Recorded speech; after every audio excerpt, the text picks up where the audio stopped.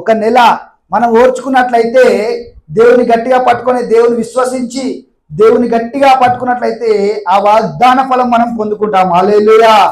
మీకు దేవుడు ఇచ్చిన వాగ్దానములు ఈ సంవత్సరంలో ఏదైతే ఇచ్చిందో అవన్నీ కూడా మన జీవితంలో నెరవేర్చడానికి ఓర్పు సహనము కావాలి. హల్లెలూయా. నమ్ముతాం, మనము నమ్మి వెళ్ళిపోతాం, కానీ ఓర్చుకోలేము, సహించలేము. కొన్ని విషయాల్లో సహించకుండా కొన్ని విషయాల్లో ఓర్చుకోలేము.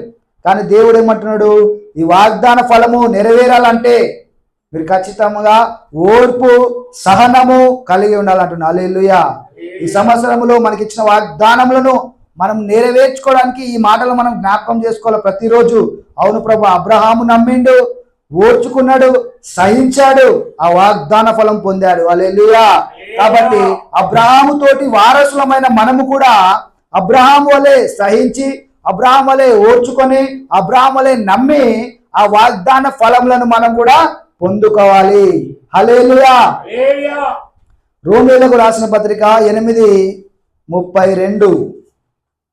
వాగ్దానములను ఎవరు మిస్ చేసుకోవద్దు, అన్నిటి పొందుకోవాలి, ఈ సంవత్సరంలో నెరవేర్చుకోవాలి.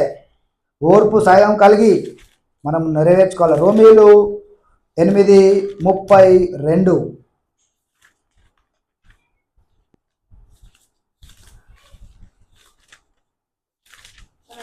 తన సొంత కుమారుని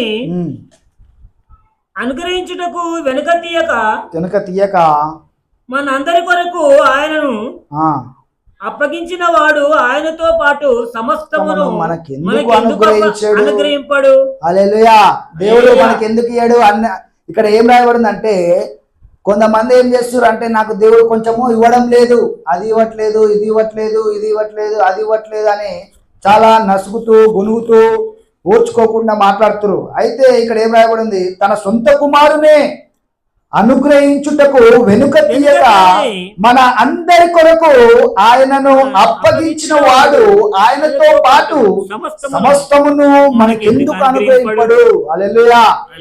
మనకెందుకు అనుగ్రహించాడు? ఆయన అనుగ్రహిస్తాడు. ఆయన సొంత కుమారునే మన కొరకు ఆ సిలువలో అప్పగించాడు కదా, మరి మనకెందుకు ఇయ్యాడు? మనం అడిగిన వాటిని ఎందుకు దేవుడు ఇవ్వడు? దేవుడు ఖచ్చితంగా ఆయన సొంత కుమారునే ఇచ్చాడు కాబట్టి సమస్తమును ఇస్తాడు అని ఇక్కడ దృఢంగా చెప్తున్నాడు రోమీయులకు. హల్లెలూయా.